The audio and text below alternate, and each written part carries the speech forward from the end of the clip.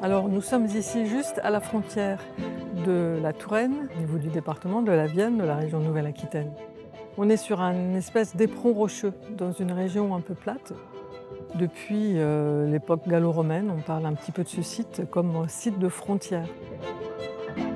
Il faut s'imaginer, en 1300-1330, le seigneur de Marmande est un homme très puissant. Il a voulu montrer sa puissance et du coup, il a fait une espèce de tour ostentatoire beaucoup plus haute, qui certes sert à guetter tout autour, mais sert aussi à être vu. Il voit et il est vu. En 1730 est démolie la partie d'habitation, du logis, et le comte d'Argenson, donc, qui est le propriétaire du site, en fait un site touristique. Et c'est devenu après une exploitation agricole, jusqu'à ce que moi j'en hérite finalement.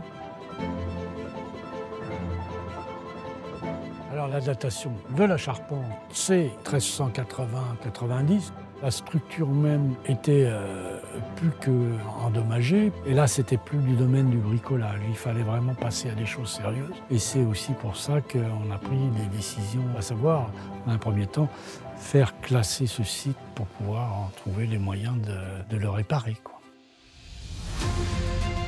Alors l'urgence de la Tourgette, c'était de déposer vraiment la toiture, parce qu'il y avait risque d'effondrement. Et comme l'habitation des propriétaires est juste en dessous, il y avait aussi un danger de ce côté-là. Donc l'urgence, c'était vraiment de la déposer pour pouvoir après faire les études sereinement avec le temps qu'il fallait, quoi.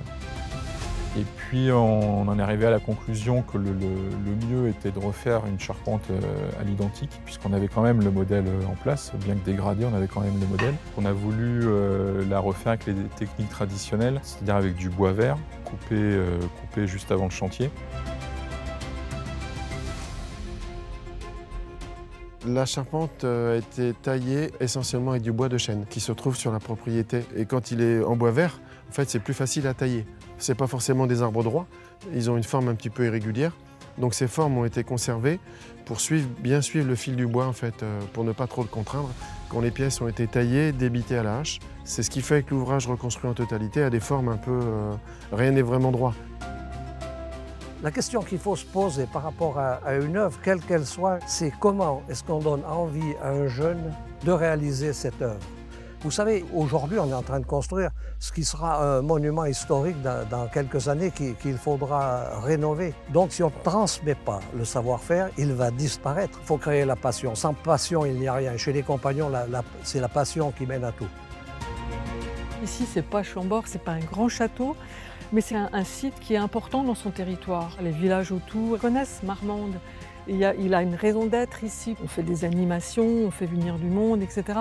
Et c'est le rôle de ces sites au niveau patrimonial, d'être des sites vivants. Donc d'être lauréat du patrimoine de proximité, moi ça me touche beaucoup. Et j'espère que ça permettra d'appuyer et d'être encore plus reconnu dans l'importance de ce site. Ça me touche.